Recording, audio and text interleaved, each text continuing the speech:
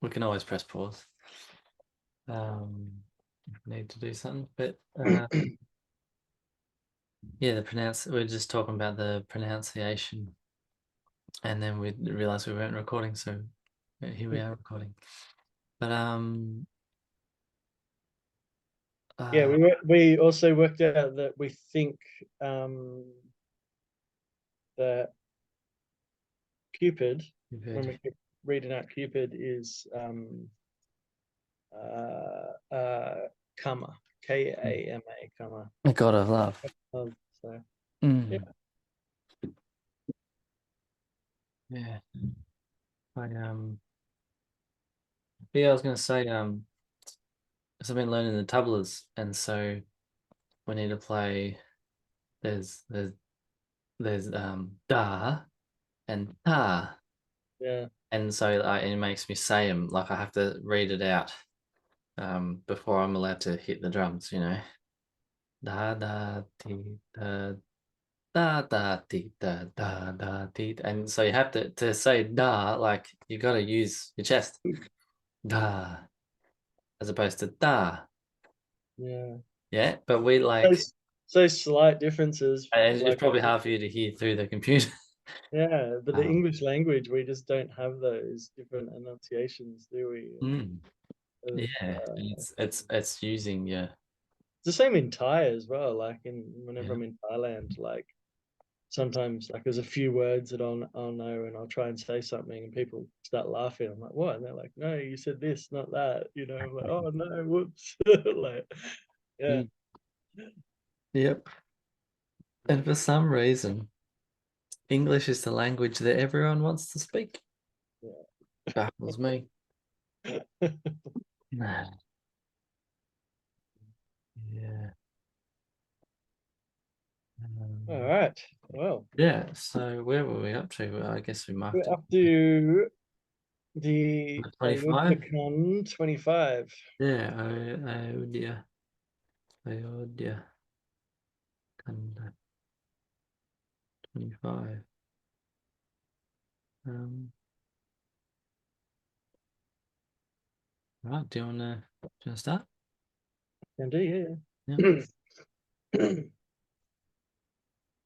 Still a bit hay feverish today, so I'll probably be like coughing and Let grunting us every know. 5 seconds. But yeah, it's Let all us know if you want me to take over.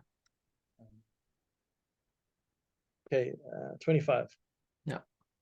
Said the king again and again, "Tell me the cause of your anger, O fair-faced, bright-eyed dame, with a voice melodious as the notes of a cuckoo, and a giant resembling that of an elephant. Who is it, my dear, that has harmed you?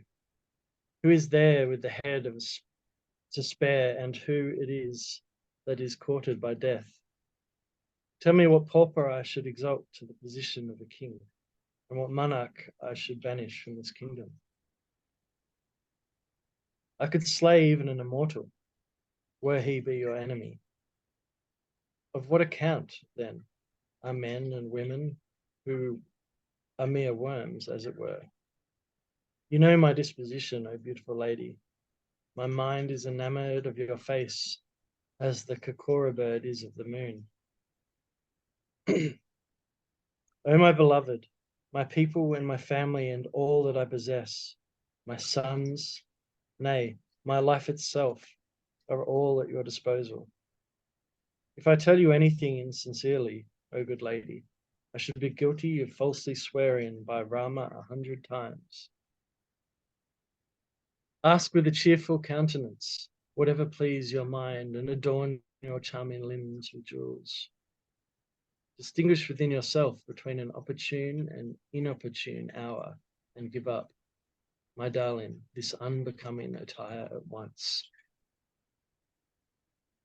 On hearing this and considering the great oath, the dull-witted Kakei smilingly arose and began to put on her ornaments. It seemed as if a huntress was laying the trap at the sight of a deer. Thinking her reconciled, the king spoke again in a soft and whining accent, his whole frame thrilling over with emotion. Your heart's desire, O good lady, is accomplished. Every house in the city is a picture of joy and felicity. Tomorrow I am going to install Rama as the Prince Regent. Therefore, O bright-eyed dame, put on a festive garb. Queen's heart, hard though it was, cracked at these words. It seemed as if a festering sore had been unwarily touched. Even such heart-rending agony was disguised by her under the cloak of a smile, just as a thief's wife does not openly weep on seeing her husband suffer punishment, lest she should be made to share his lot. The king, who was unable to detect her wily designs, tutored as she was by a teacher, Manthara, who ranked foremost among the millions of villains. Although the king was skilled in statesmanship, the ways of a woman are like an unfathomable ocean. Again, with a greater show of false affection, she smilingly said with a graceful movement of her face and eyes, You do not repeat the word, ask, ask, but never actually give anything. Oh, sorry, you do repeat the word, ask, ask, but never actually give anything. You promised me 2 boons, but I am yet doubtful about my getting them. I have now understood the whole mystery, said the king with a smile. You are extremely fond of being angry. You kept the boons in reserve and never asked for them. As for myself, I forgot all about them, I being forgetful by nature. Pray, do not level a false charge against me. You might as well ask 4 boons instead of 2. It has always been the rule with the race of the Raghus that once plighted word must be redeemed even at the cost of one's life. Even a multitude of sins cannot be matched with a lie. Can millions of tiny gunja seeds ever stand comparison with a mountain? Veracity is the root of all noble virtues, as is well known in the Vedas and Puranas, and has been declared by Manu, the first lawgiver of the world, the author of Manusmriti. Over and above this, I have always unwittingly sworn by Rama, the Lord of Raghus, who is the very epitome of my virtues and the highest embodiment of affection. Having thus bound him to this word, the evil-minded Kakeyi smilingly said, removing, as it were, the cap from the eyes of a hawk-like plot. Got a footnote. Fowlers who maintain a hawk with them generally keep its eyes covered by a leather cap so that it may not attack any and every bird it sees indiscriminately, and uncover its eyes only when they intend it to attack its prey.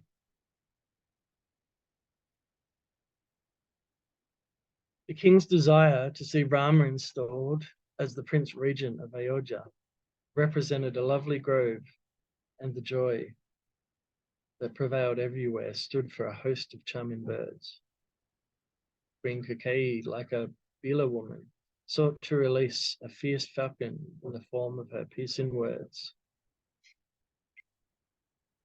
Hear, my beloved lord, that which pleases my heart. Vouchsafe to me for 1 boon the installation of Bharata as the Prince Regent of Ayodhya. And for the 2nd boon I ask with folded hands, pray, accomplish my desire, my lord. Let Rama dwell in the woods for 14 years in the garb of a hermit and wholly detached from the world. The king was deeply distressed at heart to hear these gentle words, even as a Kakravaka bird is filled with agony at the mere touch of a moonbeam. He felt dismayed and could not utter a word, like a partridge in the woods at the swoop of a falcon. The king turned altogether pale as a palm tree struck by lightning. With his hands to his forehead and closing both eyes, he began to mourn like grief personified. The celestial tree of my desire that had already blossomed has been uprooted by the elephant-like Kakei just when it was about to bear fruit. She is, she has desolated Aoja and laid the foundation of everlasting misfortune. An inauspicious thing that has happened at an auspicious moment, and I am doomed by putting trust in a woman, like a striving yogi who has been undone by the nescience at a at a time when his practice of yoga was just going to bear fruit in the form of realization. In this way, the king grounded himself. In this way, the king groaned within himself. Seeing his miserable plight, the wicked queen sulked within her heart and said, "Is Brata not your son? And have you brought me in consideration of money? My words pierced you like arrows the moment they entered your ears. Why should you not make promises after careful thought? Either say yes to my demands or decline. You are true to your promises, more than anyone else in the race of ragus. Refuse the boons you promise me. Abandon truth and court infamy in the world. Loud in your praise of truth, you promised me a couple of boons, imagining, of course, that I would ask for a handful of parched grain. Sibi, Dadhiki, and Bali redeemed their plighted word, maintaining whatever they said, even at the cost of their life and possessions. In this way, Kakai uttered most pungent words as though applying salt to a burn. Here you got three footnotes about Sibi, Dariki, and Bali. King Sibi was noted for his piety and large-heartedness. Once upon a time, the gods deputed Indra and Agni, the god of fire, to put his generosity to the test. Agni took the form of a pigeon, and Indra appeared as a hawk. Sorry, Agni, not Agni. While the king was sitting in his court, the pigeon flew into a hall and hid in his lap. The hawk too followed him. And while the pigeon sought his protection against the hawk, the latter insisted that the pigeon was its lawful spoil and should be made over to it. The king, who knew his duty, resolved to save the pigeon's life at all costs. For as a true Kshatriya, he could not betray one who had brought shelter within him. At the same time, he recognized the validity of the hawk's claim and did not want to rob it of food, which it had fairly won, and without which it would die of starvation. The king offered the hawk anything else that it chose to name, but the hawk would be satisfied with nothing short of an equal weight of the king's own flesh. Scales were accordingly bought, and while the pigeon was put in one balance, the king chopped his flesh with his own hands and put it in the other. But even though the monarch hacked and hewed large pieces of flesh from his muscular body, the pigeon outweighed them all. The king at last bodily mounted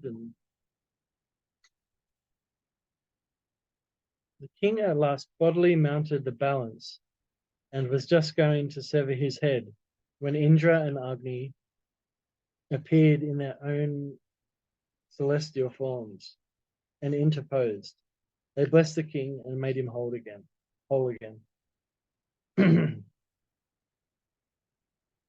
The next one is about Dariki. Dariki or Dariki? How would you say that?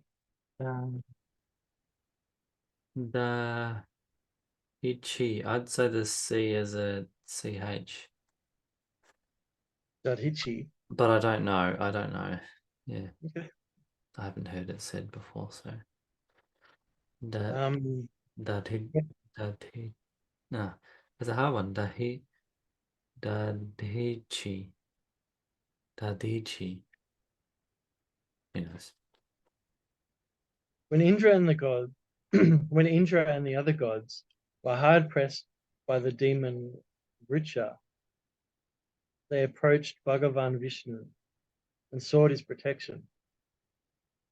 God Vishnu told them that there was a great saint named Adichi practicing penance in the Naimsa forest, and that if he would let them have his bones, they could be made into weapon, before which no enemy could stand.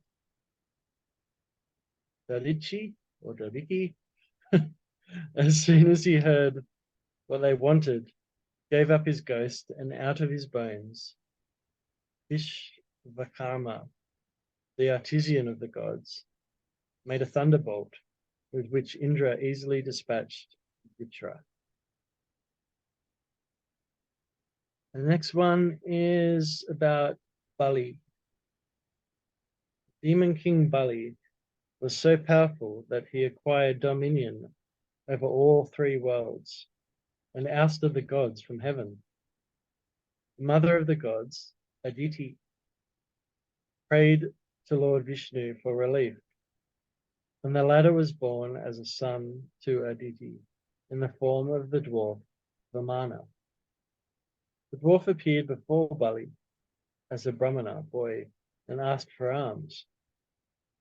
The demon king promised to give him whatever he asked.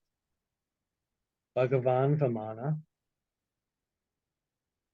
said he wanted only as much land as he could be measured in 3 strides. King Bali, who was noted for his generosity, granted the Brahmana's request at once. The divine dwarf now assumed colossal dimension.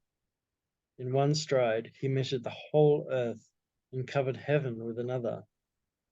For the 3rd step, Lord Vamana planted his foot on the blessed demon and sent him down into the subterranean region known by the name of Sutala, of which he became the sovereign. Won by his unique self-sacrifice and adherence to the truth, Bhagavan Vamana ever waits as a porter at this door. King Bali will be installed as Indra in the next Manvantara. Hmm. Do you want to read on from 30? 30? Yep. You mind if I have a quick break? Yep. Bathroom. All right. From Doha 30.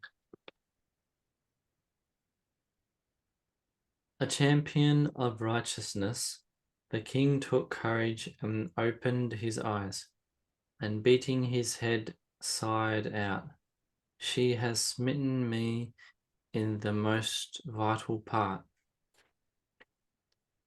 He saw her standing before him burning with rage, as if it were Fury's own sword drawn from the sheath, with a malicious mind for its hilt and remorselessness for its edge. Wetted on the grindstone in the shape of the humpback Mantara, the king saw that the sword was dreadful and inflexible, and said to himself, "Is it really going to take my life?" Then, steeling his heart, he politely spoke to her in endearing terms. "My darling, why should you utter such unbecoming words, casting all confidence and affection to the winds, O timid lady? Bharata and Rama are my 2 eyes. I vouch for it, calling Shankara as my witness. I will positively dispatch a messenger at daybreak and the two brothers, Bharata and Satrugna, will speedily come on hearing the message. Then, after fixing an auspicious date and making all preparations, I will solemnly bestow the kingdom on Bharata.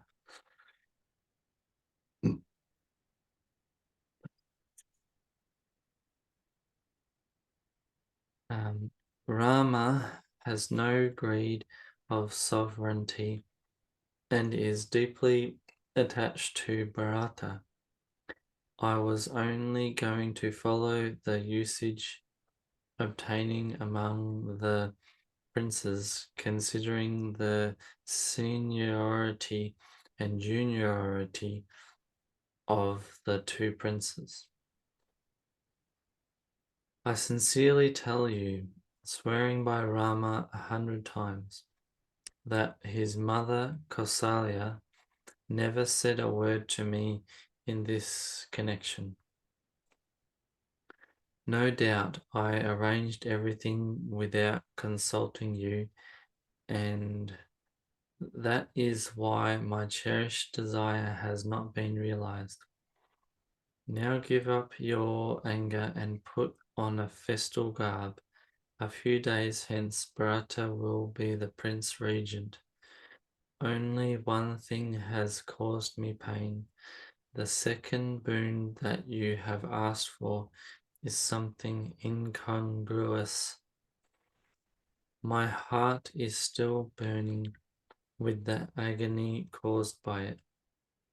Is it anger or jest, or is it all really true? Tell me with a cool mind Sri Rama's guilt. Everybody says Rama is extremely well behaved. You too spoke well of him and loved him. Hearing now what you have asked, I have begun to suspect whether your profession of love was genuine. How could he, whose temperament was congenial even to an enemy, act contrary to the will of his own mother? No more of jesting or anger, my darling. Make a reasonable and thoughtful request, so that I may now regale my eyes on the sight of Bharata's installation on the throne. A fish may rather survive even without water, and a serpent may drag on a miserable and wretched existence without the gem in its head. But I tell you sincerely, with a guileless heart, that I cannot live without Rama. Be assured in your mind, my wise darling, that my very existence depends on the sight of Sri Rama. Hearing these soft words, the evil-minded queen blazed up like the fire on which has fallen an oblation of clarified butter. She said, "You might as well try millions of devices, but your stratagem shall not be avail with me. Either grant my request or earn a bad reputation by refusing it. I am not fond of much wiles. Rama is virtuous. You too are virtuous and wise. And no less virtuous is Rama's mother, Kausalya. I have known all of you. I will repay with a vengeance the benefit she has sought to confer upon me. If Rama does not retire to the woods, assuming the garb of a hermit, as soon as the day breaks, death for me and ill repute for you will be the result. Bear this in mind, O king." So saying, the wicked woman rose and stood up as though it were a swollen stream of passion that had issued from the mountain of sin and overflowing with the water of anger was too terrible to look at. The two boons she had asked for represented its banks. Her inexorable obstinacy corresponded to its swift current, and the impelling force of Mantara's words stood for its eddies. Uprooting the king like a tree, the river headed towards the ocean of adversity. The king now perceived that the demand of the queen was really true, and that it was death itself which was dancing over his head in the guise of his own consort. Clasping her feet, he persuaded her to sit down and implored her, "Pray do not play the axe with respect to the solar race. Ask of me my own head, and I will forthwith give it to you. But kill me not by tearing Rama from me. Retain Rama by any means whatsoever, or your bosom will burn with anguish all your life."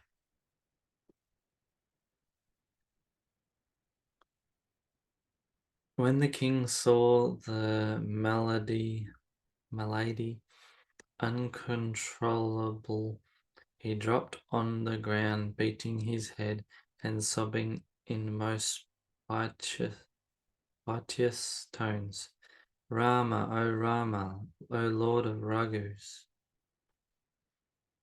The king was stricken with grief, and his limbs began to droop. It looked like as if a wish-yielding tree had been kicked down by a female elephant. His throat was dry and speech failed his lips. He felt miserable like a fish out of water.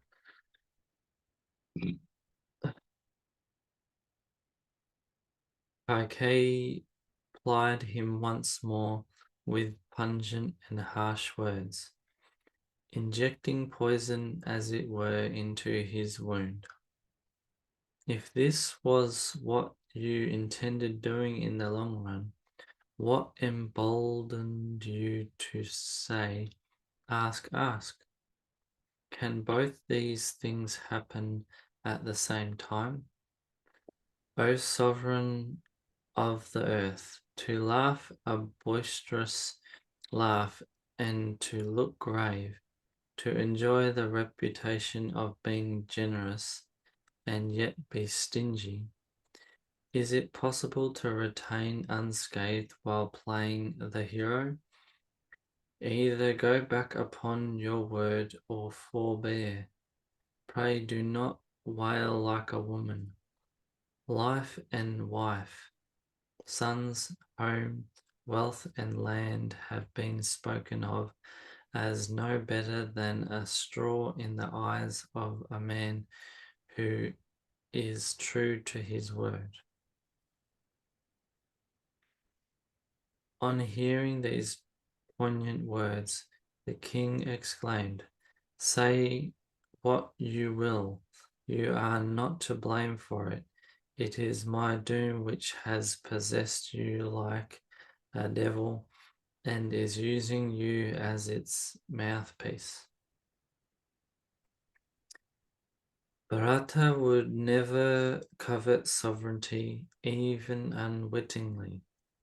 By the decree of fate, however, evil counsel has taken possession of your mind. All that is the outcome of my sins, due to which the tide has turned against me at an inopportune moment.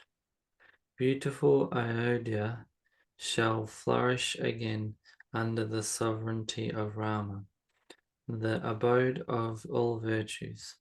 All his brothers shall serve him, and his fame shall spread through all the three spheres of creation. The stain on your reputation and my remorse shall not disappear even after our death, and shall never go till eternity.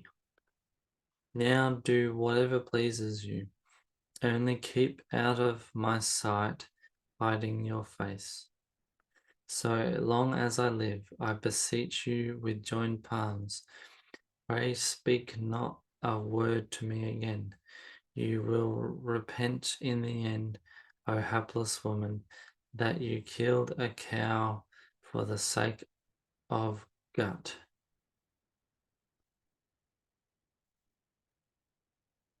Keep going. You want me to keep going, did you say? Yeah. Yep. Thus arguing with her in innumerable ways, the king dropped on the ground, crying, "Why do you bring ruin to all?" But a past master in wiles, the queen did not utter a word, as though busy performing magical rites in a cremation ground to acquire control over ghosts. Stricken with grief, the king repeated the word Rama again and again, and felt miserable like a bird that had been shorn of its wings. He prayed in his heart, "May the day never dawn, nor may anyone go and tell Rama. Rise not, O sun god, the, the progenitor of Raghu's race, for you will be pained at heart to see the plight of Ayodhya." The king's affection and the relentlessness of Kakeyi both were the limits of extremity of their kind in God's creation. While the king was yet wailing, the day broke and the music of lute, flute, and conch were heard at his door. Bards extolled him, and minstrels sang his praises. These, however, pierced the king like shafts as he had heard them.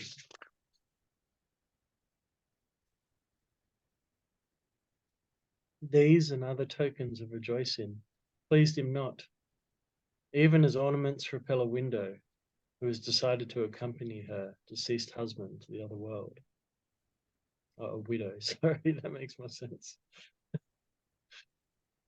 None could have a wink of sleep that night, since everyone was eagerly longing for the sight of Sri Rama. At the door waited a crowd of servants and ministers, who said to one another at the sight of the risen sun, "The Lord of Ayodhya has not yet woken up. What special reason can there be?"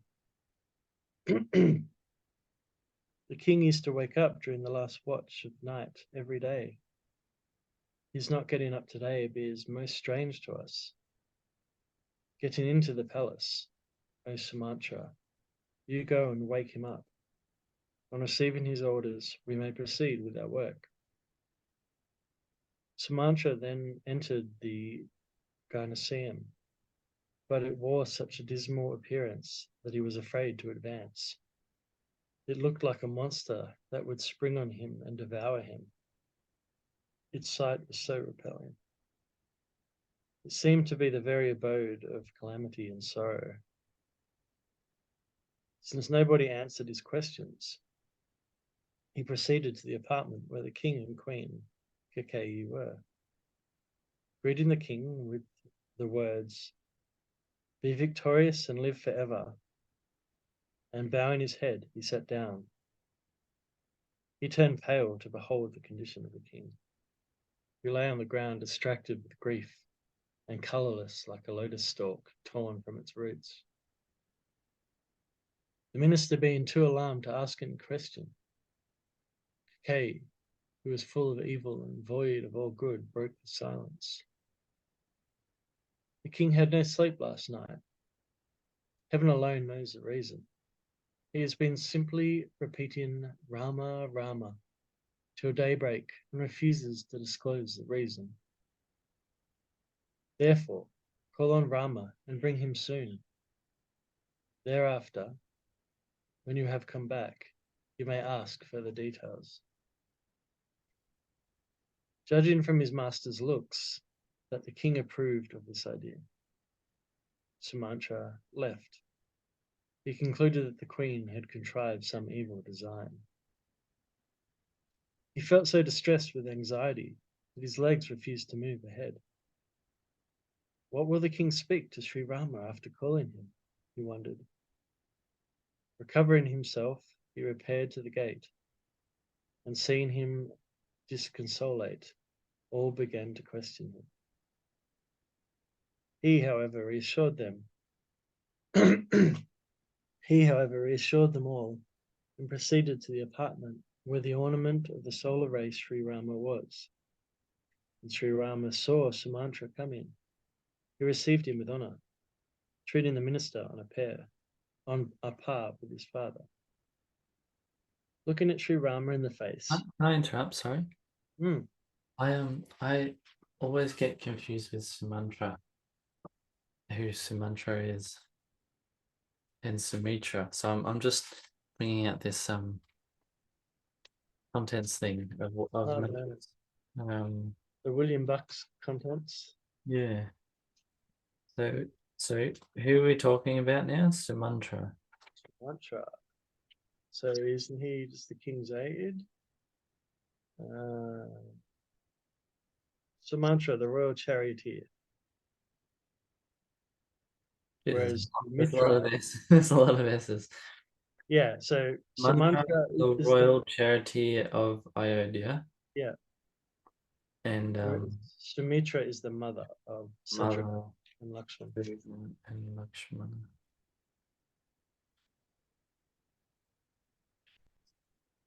Right. Yeah. Yeah. I always, because they sound similar, I just forget who's who and Yeah, fair enough. Eh? You know, they're not words common to our tongue. You know, even though we've been studying this stuff for a few years. You know, like they're still not words that are common to the English yeah, tongue. because they both start with sum and finish with tra. It's just the middle that's different.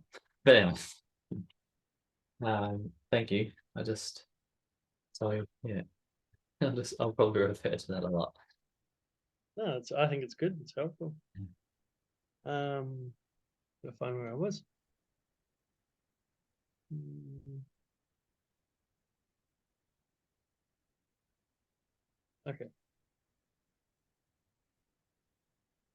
Looking at Sri Rama in the face, Sumantra conveyed to him the royal command and returned with Sri Rama, the light of Raghu's race. Sri Rama followed the minister in an unceremonious manner. People here and there were grieved to see this. Sri Rama, the jewel of the Raghu's race, went and saw the king in an utterly wretched state, like an aged elephant who had dropped down in terror at the sight of a lioness. King's lips got parched and his whole frame burned. He looked like a helpless snake bereft of the gem on its hood. The Lord beheld by the side of his father angry Kakeyi, who stood there like a death personified, counting the last minutes of his life. Sri Rama was compassionate and soft by nature. He witnessed sorrow for the first time in his life. He'd never heard of it before.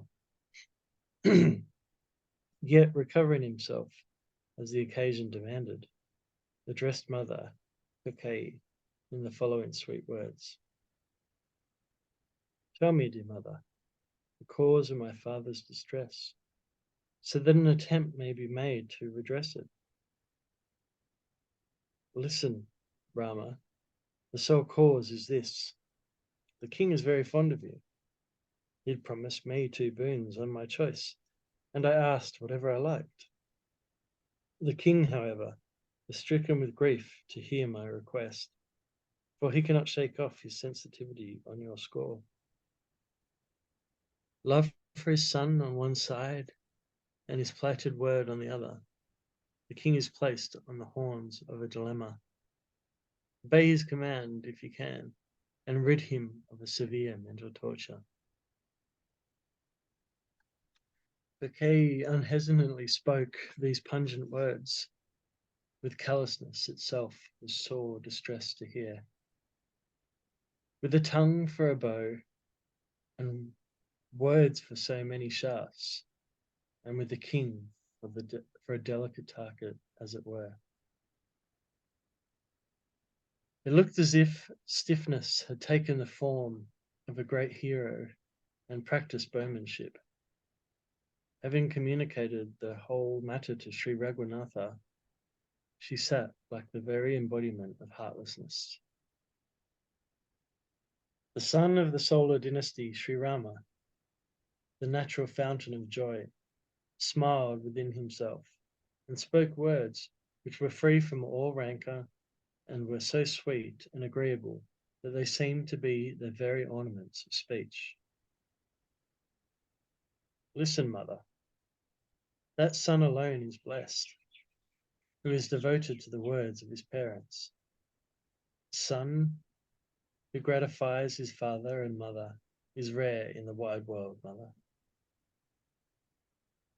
In the forest I shall get more frequent opportunities of meeting hermits, which will be beneficial to me in every way.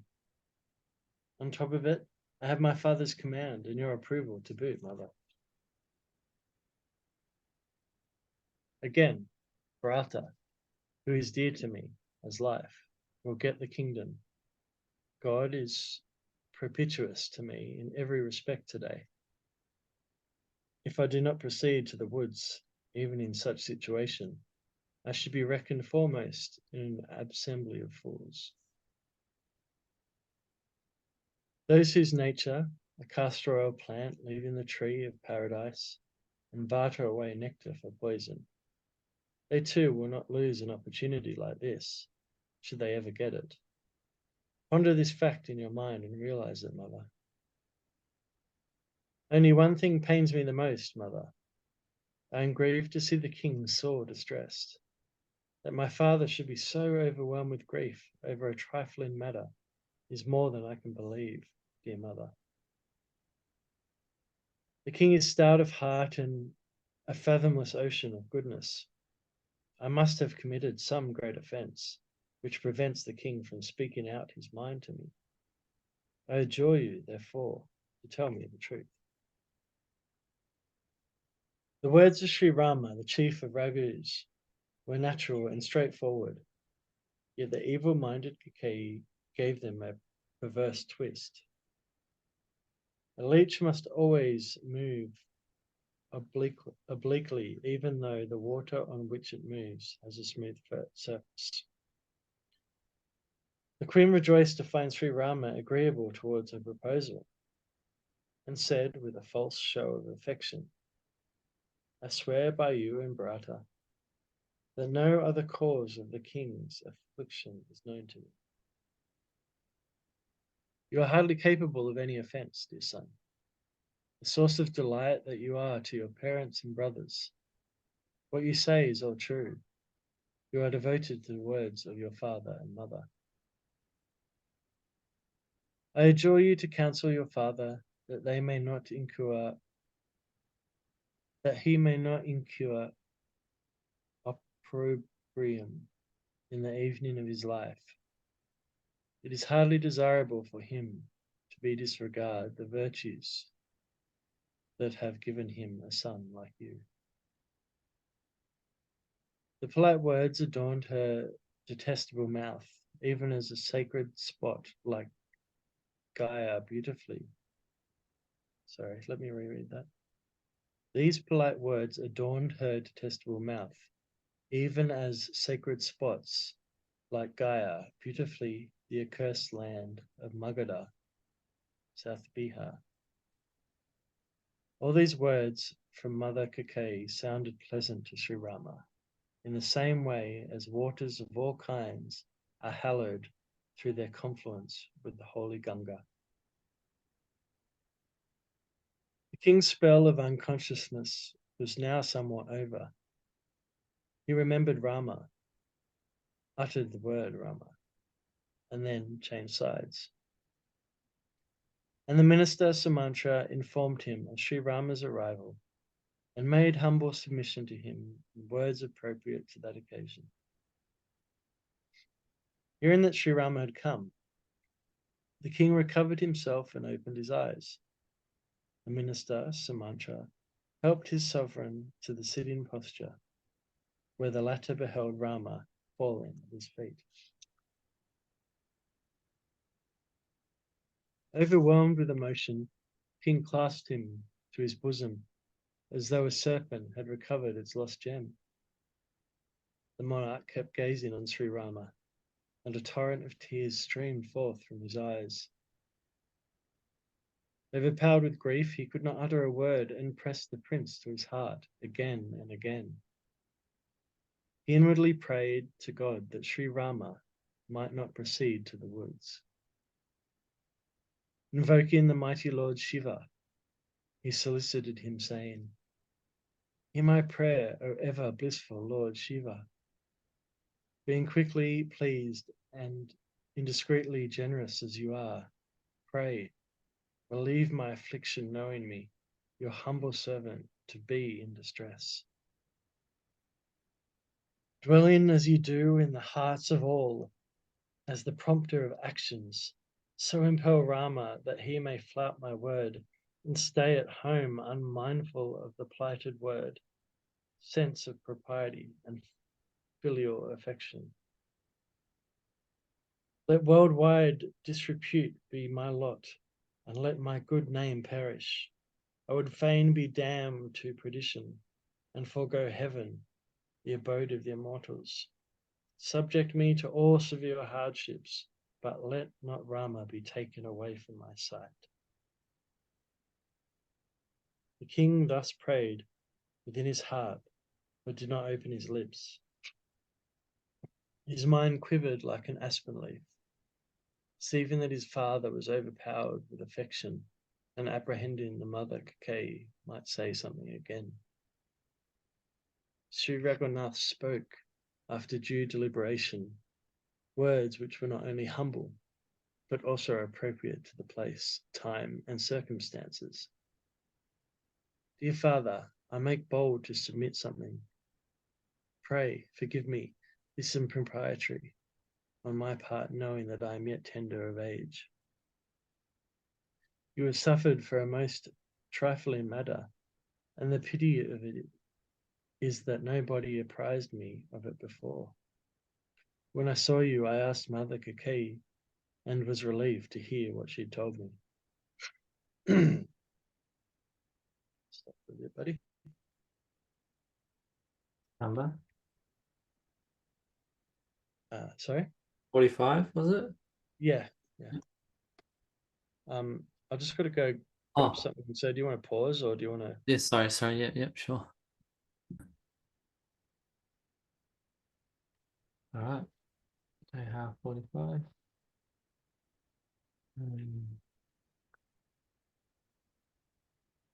Grieve not out of affection at a time of rejoicing, dear Father, and command me with a glad heart. The Lord felt a thrill of joy all over his body as he spoke these words.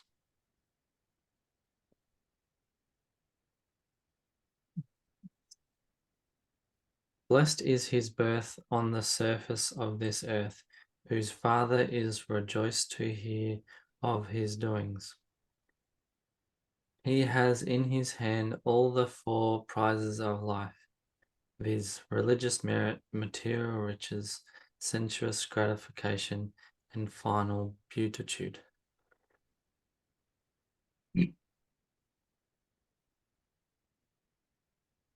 To whom his parents are dear as life. After carrying out your order and having obtained the reward of my life, I shall come back soon. Therefore, be pleased to command me. In the meantime, I shall ask leave of Mother Kausalya and return forthwith. Then I shall proceed to the woods after throwing myself once more at your feet. So spoke Sri Rama and then departed, while the king was too overpowered with grief to make any answer.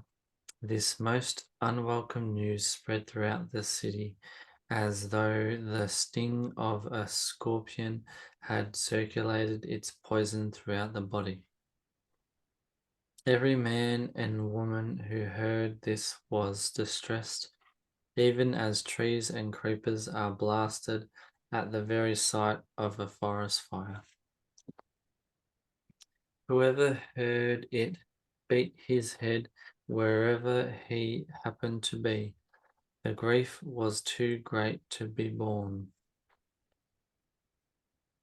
Their mouths were parched, their eyes streamed, and their heart could not contain their sorrow. It seemed as though the army of Pathos had openly pitched its camp at Ayodhya.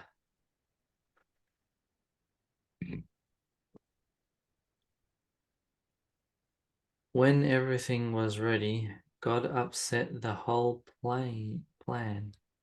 Everywhere people abused Kakei. What sense could there be in this wicked woman having set fire to a house that had been newly thatched?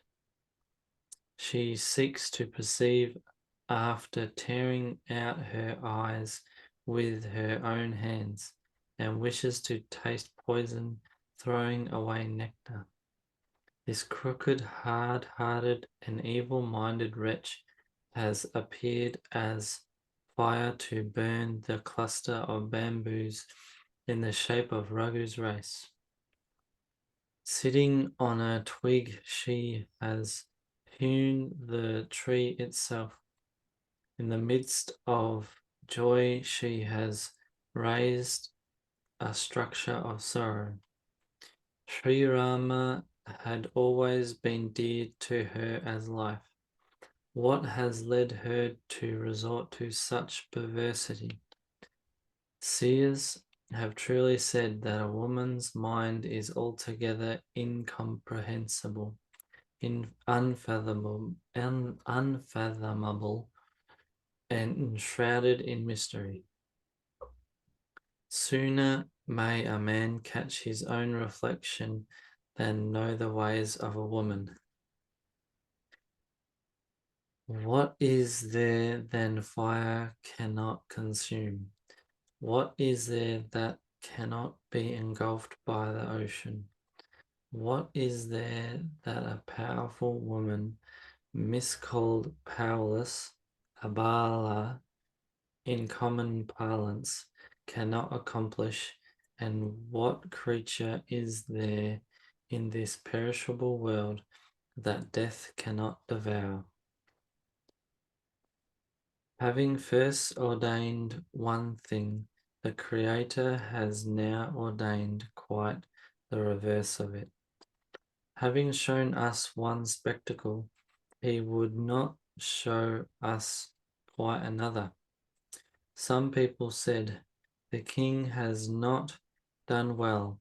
He has not been discreet in granting the wicked woman her request, whereby he has willfully courted all this tragedy by allowing himself to be ruled by a woman. He has lost his wisdom and goodness, as it were. Others, sorry, I sneeze.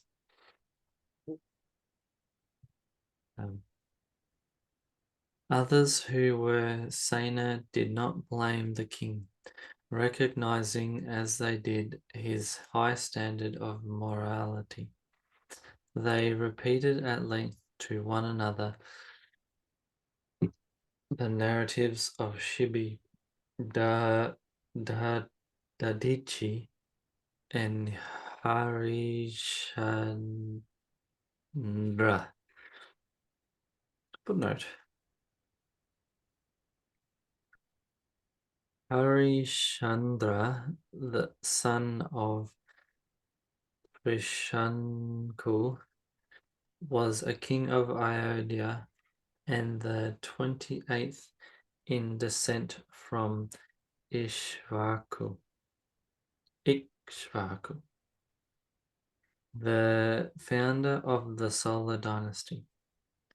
In order to satisfy the claims of the sage Vishvamitra, who's wanted to test his integrity, he parted with his kingdom and all that he had, sold his wife and only son, and hired himself out as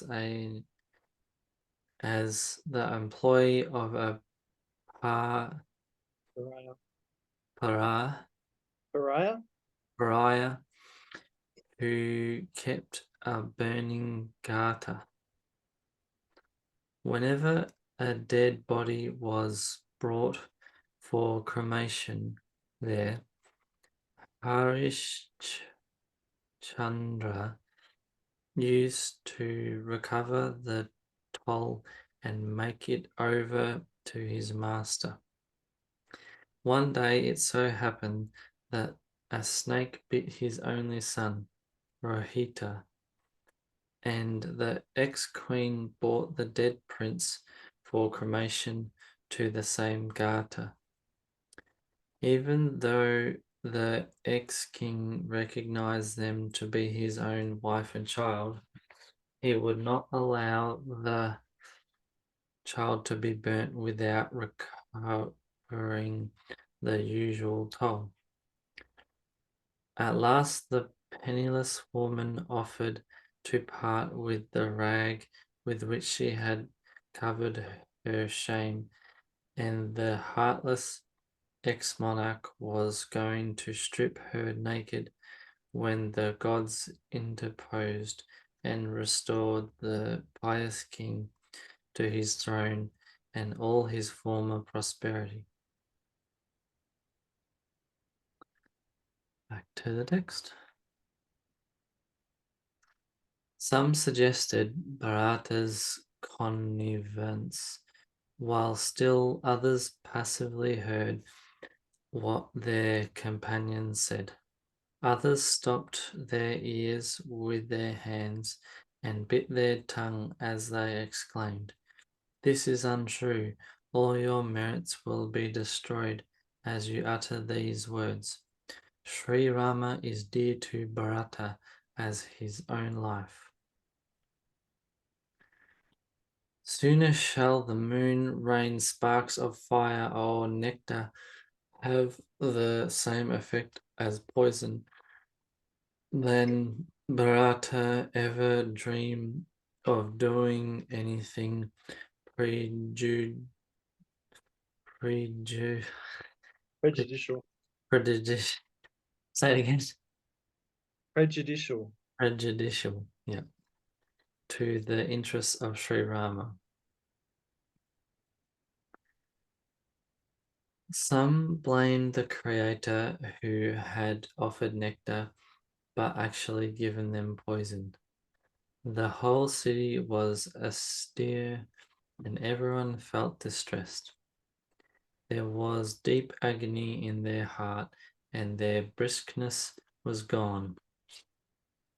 Brahmana matrons and other venerable and elderly ladies of the royal family and such other ladies as were most dear to Kaikeyi began to expostulate with her, praising her amiability. But their words pierced her like shafts. You have always said, and the whole world knows it, that Bharata is not so dear to you as Rama. You have borne natural affection towards Rama. For what offense do you exile him to the woods today? You have never harbored jealousy towards your co-wives. Your loving disposition and credulity are known throughout the land. What wrong has Kausalya done you now due to which you should have hurled this thunderbolt against the whole city? Will Sita forego the company of Sri Rama or Lakshmana choose to stay at home? Will Bharata enjoy the sovereignty of Ayodhya or the king survive without Rama? Pondering thus, banish anger from your breast, nor make yourself a storehouse of grief and infamy. By all means, install Bharata as the prince regent, but what need is there for exiling Rama to the forest? Rama is not covetous of sovereignty. He is a champion of righteousness and has no relish for sensuous pleasures.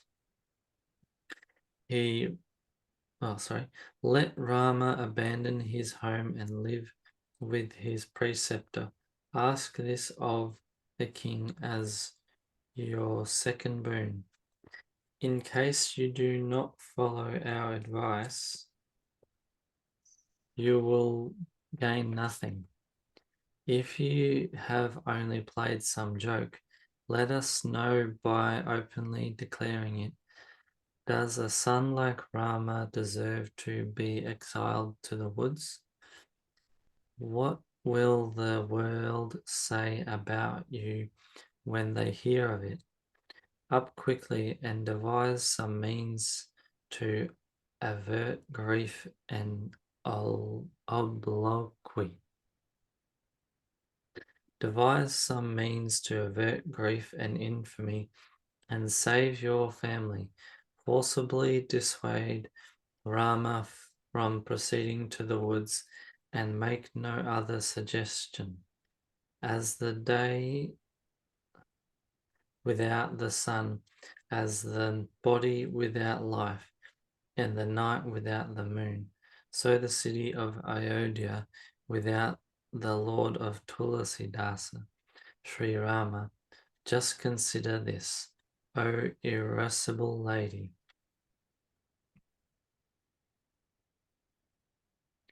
The advice that Kakei's friends gave her was agreeable to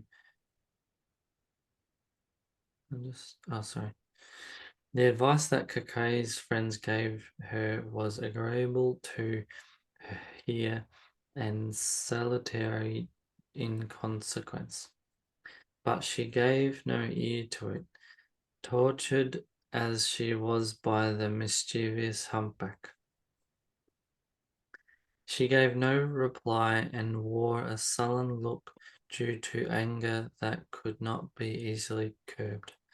She stared at them as a hungry tigress would gaze on a herd of does.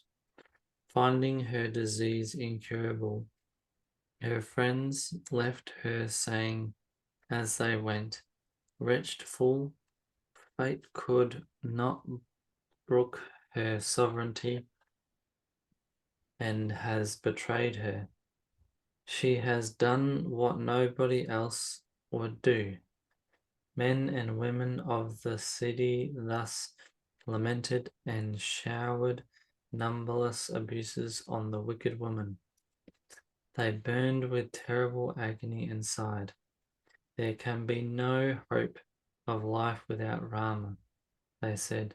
The people were disconcerted at the thought of long separation, even as aquatic creatures get disturbed when the water in which they live begins to fail.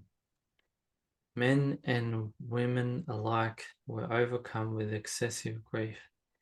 In the meantime, Lord Sri Rama called on his mother, Kausalya, He wore a cheerful look and had fourfold joy in his heart. He no longer feared lest the king should detain him. The mind of Sri Rama, the hero of Raghu's race, resembled a young elephant newly caught with kingship for its chain. When he heard of the proposal for exiling him to the forest, he took himself as freed and felt overjoyed in his heart. The crown of Raghu's race, Sri Rama, joined both his palms and cheerfully bowed his head at his mother's feet.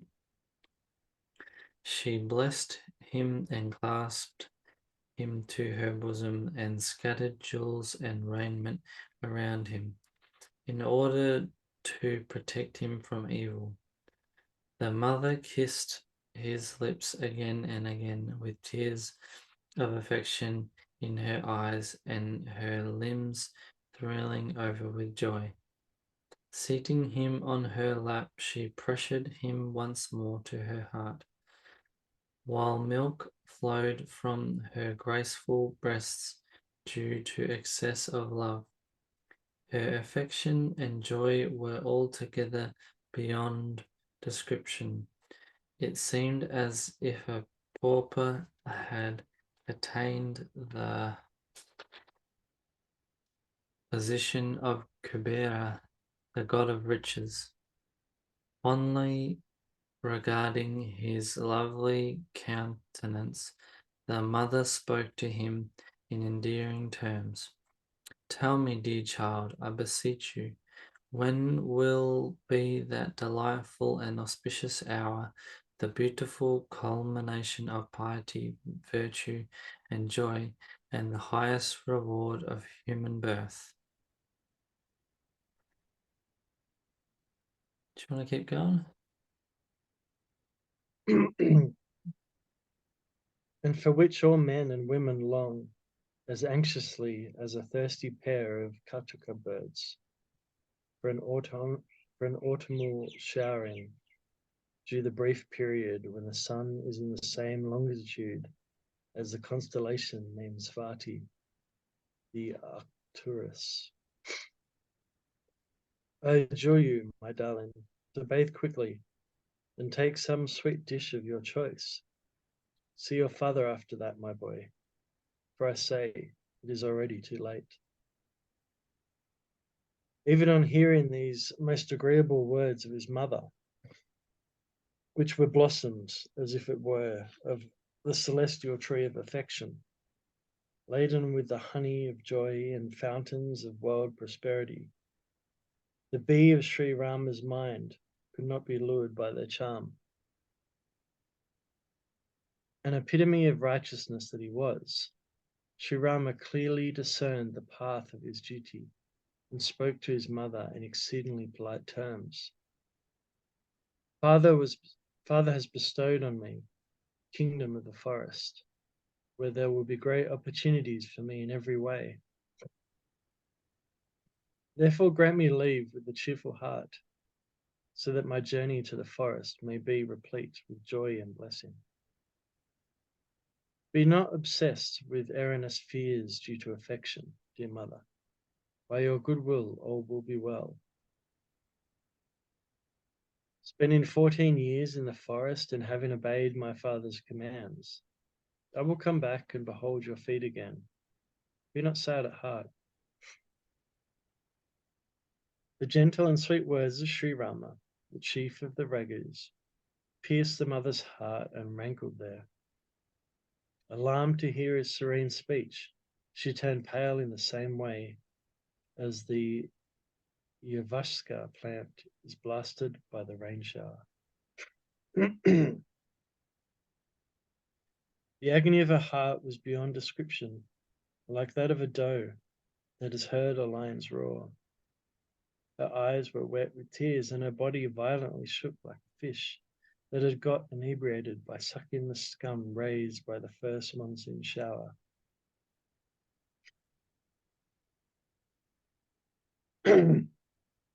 Recovering herself and looking at her son's face, the mother spoke in faltering accents. My boy, you are dear as life to your father, to whom it is constant delight to watch your doings from day to day. He had got an auspicious day fixed for installing you as the Prince Regent. For what offence has he asked you to proceed to the woods? Let me know the reason, my darling. Who is it that has served as fire to consume the solar race? Reading in Sri Rama's eyes his tacit consent, Sumatra's son, who had obviously accompanied the prince, explained the reason. The mother was struck dumb, as it were, to hear the episode. The state of her mind could not be described in words. She could neither detain her son nor yet say go. She felt terrible agony in her heart in either event. It seemed as though Brahma was going to write moon and wrote Rahu, the demon who is believed in Hindu mythology to devour the moon during the lunar eclipse.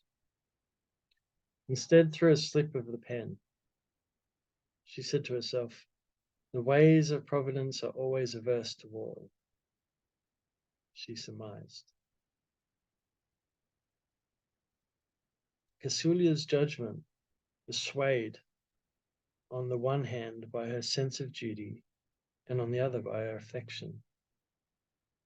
She found herself on the horns of a dilemma, like a snake that has caught hold of a muskrat.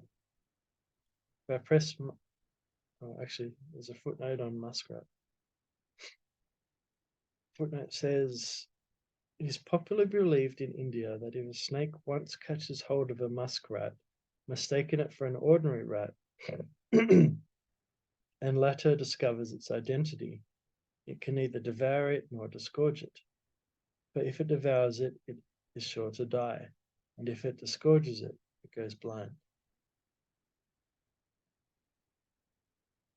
The text. If I press my son and detain him, the moral code will be violated and bad blood created between brothers. And if I allow him to proceed to the woods, it will be grievous loss. Queen thus found herself faced with an embarrassing situation and was overwhelmed with grief. Again, realizing the duty of a woman and remembering that both Rama and Bharata were equally her sons, the prudent Kausalya, Sri Rama's mother, who had a guileless disposition, spoke as follows with great courage. You have done well, my child. I swear, a father's command is the most sacred of all obligations. That having proclaimed to bestow on you the kingdom of Ayodhya, your father has now decided to exile you to the woods. It does not make me the least sorry. But your absence from our midst will mean a terrible ordeal to Bharata, the king himself, and to the people. In any case, if it be your father's command alone, my boy, then go not, remembering that a mother ranks higher than one's father. If, on the other hand, both father and mother have asked you to proceed to the woods, then of course the forest will be equal to hundreds of Ayodhyas. With the sylvan gods for your father, the sylvan goddess for your mother, and the birds and beasts to wait upon your lotus feet, at all events it is but proper for a king to dwell in a forest in the evening of his life. It is your tender age which fills my heart with agony.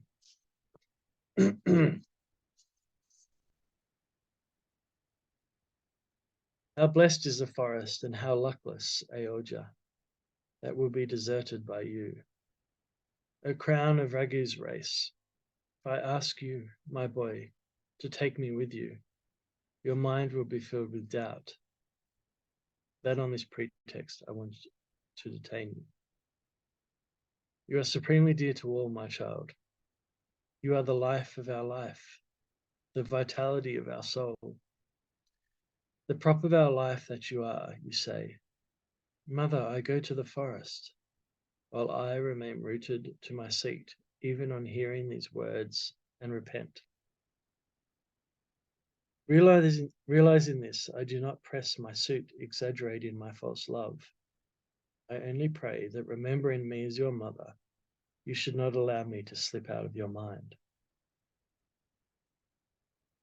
May all the gods and manes protect you, O Lord of the earth, as the eyelids protect the eyes. The term of exile is like water, while your near and dear ones resemble the fish that live on it. As for yourself, you are a fountain of mercy and embodiment of virtue. Remembering this, please devise some means to see that you come back in time to find them all alive. I adjure you to proceed to the woods in good cheer, abandoning your servants, family, and the whole city, rendering them orphans. The fruit of everyone's meritorious deeds is exhausted today, and the tide of fortune has turned against us, assuming a sullen aspect. Thus, wailing in many ways, Mother Kasulya clung to Sri Rama's feet, accounting herself to the most unlucky woman.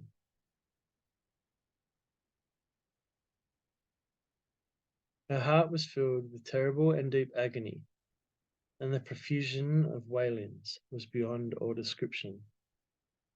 Sri Rama lifted his mother and pressed her to his bosom, and then comforted her with soothing words. That very moment Sita heard the news and got up in great agitation. She approached her mother-in-law, reverenced her lotus feet, and sat down, bowing her head. The mother-in-law blessed her in gentle accents, and felt distressed when she saw her most delicate frame. With her head bent low, Sita, who was beauty personified, and cherished pure love towards her lord, sat reflecting. The lord of my life would depart to the forest. It is yet to be seen who will have the good fortune to accompany him. My body and soul together, or my soul alone. What God intends to do cannot be foreseen, even partially. As she scratched the ground with the lovely nails of her toes, her anklets produced a musical sound, as if so to declare, sorry. As she scratched the ground with the lovely nails of her toes, her anklets produced a musical sound, as if, so declare the poets, they lovingly prayed that Sita's feet may never abandon them. Seeing her shed tears from her charming eyes, Sri Rama's mother broke the silence. Listen, my dear child. Sita is exceedingly delicate and the pet of her father-in-law and mother-in-law, mothers-in-law, and the whole family. She has for her father Janaka, the jewel among kings, while her father-in-law is no other than the son of the solar race, your father. As for her lord, yourself, he is a veritable moon for the lily-like progeny of the solar race, and a repository of goodness and beauty. Moreover, I have found in her a beloved daughter-in-law, who is amiable and accomplished, and beauty personified. I have treated her as the very apple of my eye, and loved her even more. Nay, my very life is centered in Janaki. I have fostered her in many ways as a celestial creeper, and nourished her by feeding her with the water of affection. Just when the creeper was about to blossom and bear fruit, God turns against me, and there is no knowing what will be the consequence. Born invariably on a bedstead, seat, swing, or my lone lap, Cedar has never set her foot on hard ground. I've been tending her like a life-giving herb, and never asked her even to tend the wick of my lamp. The same Sita would accompany you to the woods, and awaits your orders, O Raghunatha. How can a female kakura bird, who loves to feed on the nectar born on the rays of the moon, bear to fix her gaze on the sun? Hosts of wild elephants, lions, demons, and other fell creatures roam about in the woods.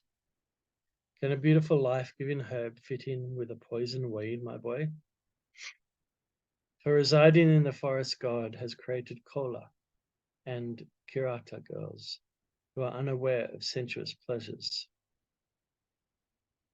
Footnote on Kola, the names of two well-known hill tribes. Back to text. Adamantine by nature, like the insect living on stone, they never experience any hardship in the woods. Another class fit for the forest are the hermit women, who have renounced all pleasure for the sake of penance. But how, my son, will see to live in the forest, she who gets frightened to see even a picture of a monkey? Is a female cygnet who disports in the lovely lotus beds of the Manasa lake fit for a muddy puddle? First ponder this, then as you order I will instruct Janaki accordingly. She stays home, the mother continued. That will mean a great solace to me. When Sri Raghunath heard this endearing speech of his mother, imbued as it was with the nectar of grace and affection, he confronted her by addressing tender and wise words to her, and then he started exhorting Janaki by narrating to her the advantages and disadvantages of forest life. Should we break there, man? Or? Yeah. I'll press pause. Did you want a break? Yeah. Yeah, I'll press pause. All right. I love the little digital voice. Recording in progress. Starting in progress. A service announcement, everybody. All right. I'll keep going. Even though he hesitated in speaking to her in the presence of his mother, he realized within himself the emergency of the situation and said, "Listen to my advice, O princess, and do not misunderstand me. If you wish well of me as well as of yourself, please accept my suggestion and stay at home. You will be obeying my order and rendering service to your mother-in-law by remaining at home. O good lady, you will be benefited in every way. For a woman, there is no other duty more sacred than reverently adorning the feet of her husband's parents. Whenever my mother thinks of me and feeling disconsolate due to her love for me, loses her balance of mind, do you console her, my love, with soothing words by narrating old legends to her? I tell you sincerely and solemnly, it is for my mother's sake, O charming lady, that I leave you here. By staying at home in deference to me wishes, you will easily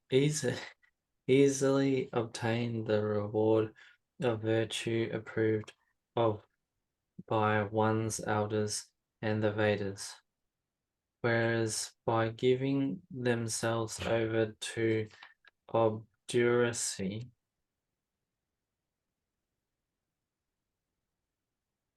the sage Galava, King Nuhasha, and all others suffered great hardships.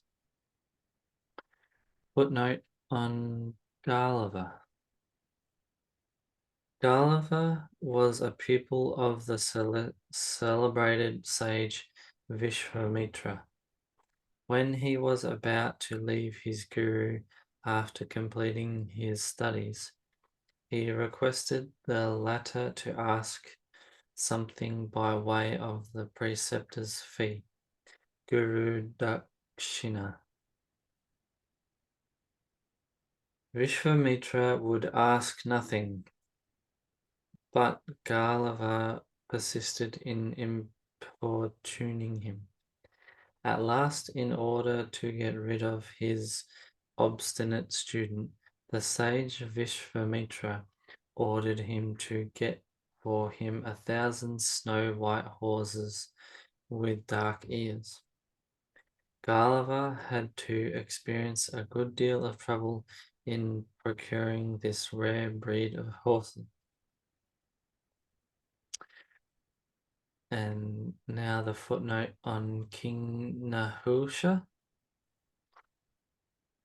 King Nahusha was a pious and illustrious ruler. When Indra, the lord of paradise, slew the demon Vritra, who was a Brahmana by birth, he incurred the sin of having killed a Brahmana and out of the shame hid himself in the Manasarovar lake.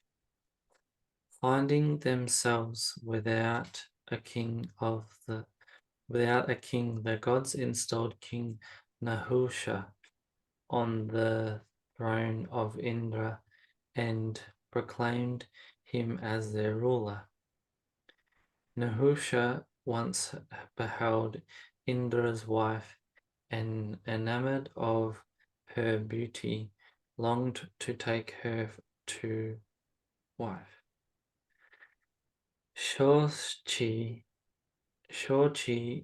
who was noted for her fidelity to her husband, did not approve of Nahusha's overtures and approached the sage Brihaspati, the preceptor of gods, for protection. The gods and sages thereupon expostulated with Nahusha and tried to dissuade him, but in vain. According to Brihaspati's advice, Sorchi then offered to accept Nahusha as her husband if the latter rode to her on a palanquin carried by sages. Nahusha, who was blinded by passion and was bent on having her as his wife at all costs. I'll just press pause.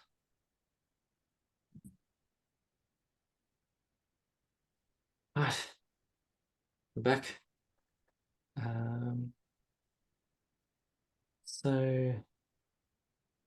Nahusha once beheld Indra's wife and, enamored of her beauty, longed to take her to wife.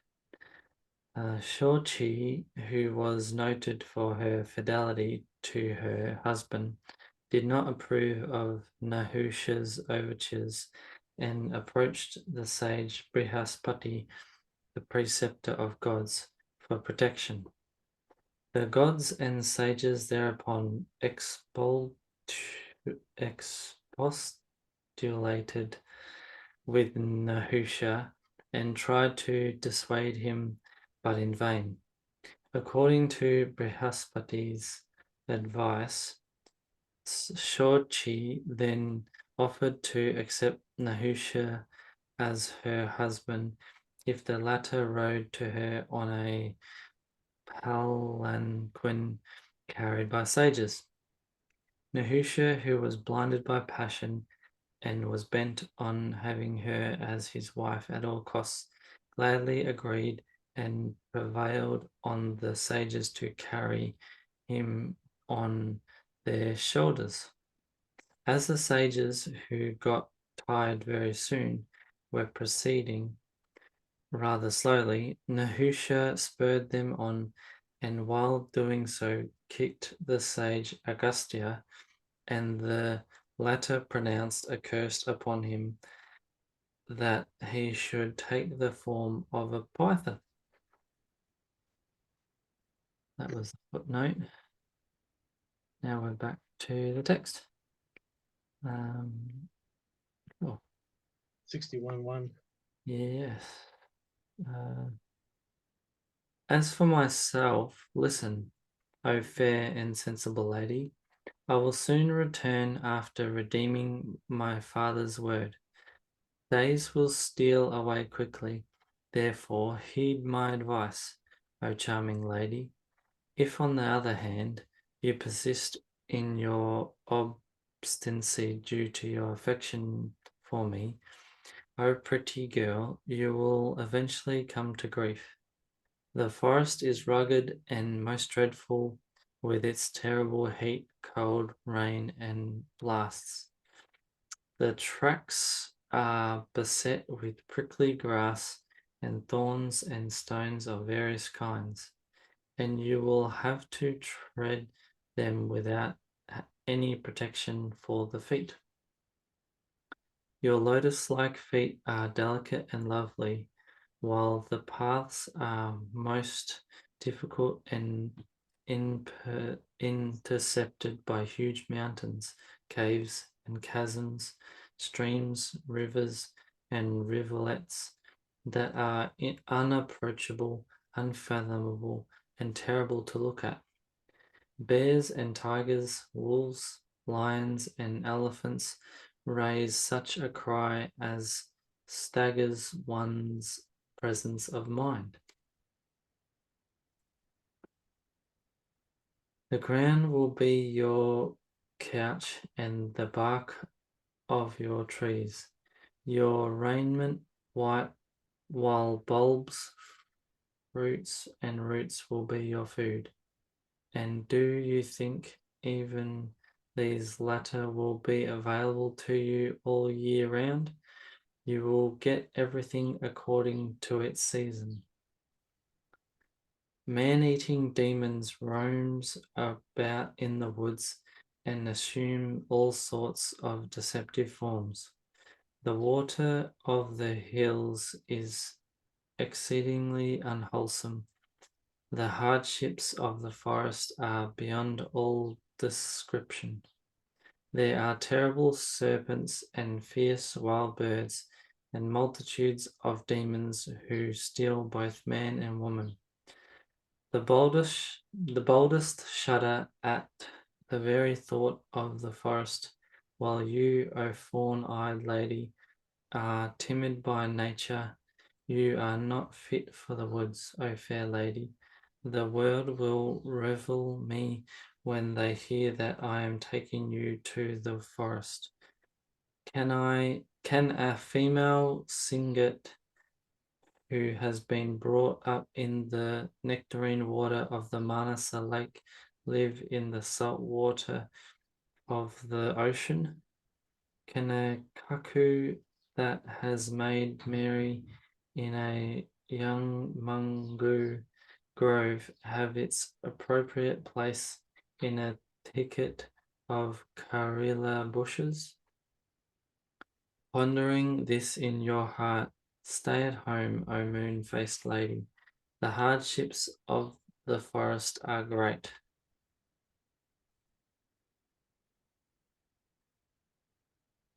Should we pause it there? Oh, yeah.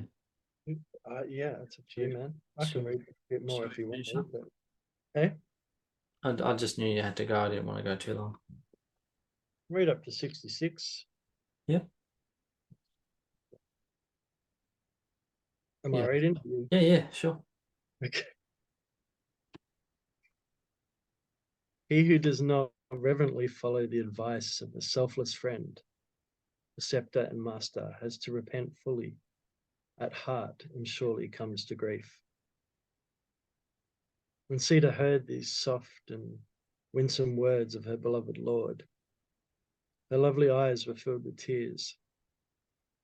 His soothing advice proved as scorching to her as a moonlit autumnal night to a female Kakravaka bird. Janaki could make no answer. She was filled with agony to think that her pious and loving Lord would leave her behind. Performance restraining her tears, Earth's daughter, Sita, took courage, and throwing herself at her mother-in-law's feet, spoke to her with her palms joined together. Forgive, O venerable mother, my great impudence. The Lord of my life has tendered me only such advice as is conducive to my best interests.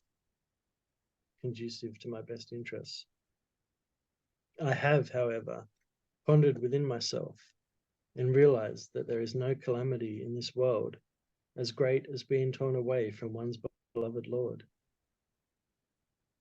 O Lord of my life, O abode of mercy, handsome, genial, and wise, O moon for the lily like race of ragus, without you heaven would be as obnoxious as hell. Father and mother, sisters and dear brothers, beloved kinsmen and friends, father-in-law and mother-in-law, preceptor and relatives, allies and even sons, whoever good-looking, well-behaved and congenial. Nay, whatever ties of affection and kinship there exists, to a woman bereft of her beloved Lord, they are far more tormenting than the scorching sun. Life, riches, house, land, city and kingdom, all these are mere accoutrements of woe to a woman bereft of the Lord. Luxury to her is loathsome, like a disease, and ornaments of a burden, while the world is like the torments of hell. Without you, O Lord of my life, nothing in this world is delightful to me. As the body without a soul, and a river without water, even so, my Lord, is a woman without her husband. In your company, my Lord, I shall be happy in every way, so long as I behold your countenance, resembling the moon of an autumnal cloudless night. Birds and beasts will be my kindred, the forest, my city, and the bark of trees, my spotless robes. And a hut of leaves in the company of my Lord will be as comfortable as the abode of gods. The generous-hearted sylvan gods and goddesses will take care of me like my own father-in-law and mother-in-law. A charming litter of grass and tender leaves will, in the company of my Lord, vie with Cupid's own lovely cushion. Bulbs, roots, and fruits will be my ambrosial food, while mountains will be as good as 100 royal mansions of Ayodhya. Gazing on the lotus feet of my Lord every moment, I shall remain as cheerful as a female kakraka bird during the daytime. You have mentioned a number of hardships and perils, woes and afflictions attendant to forest life, but all these put together will hardly compare with an iota of the pangs of separation from my Lord, O fountain of mercy. Bearing this in mind, O crest jewel of wise men, take me with you. Pray, do not leave me behind. I refrain from making a lengthy submission, my Lord, knowing, as I do, that you are all merciful and have access to the hearts of all.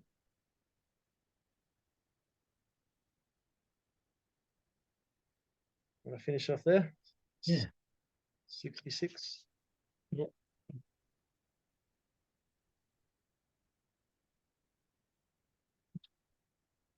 All right, I'll pause the recording. I mean, I'll stop the recording because I guess we're finished, and Emma's over here. I don't want to come on the screen. Hello, people. Point my fans. I know, but sometimes you get to it. All right. All right. Well, see you, all your YouTube people.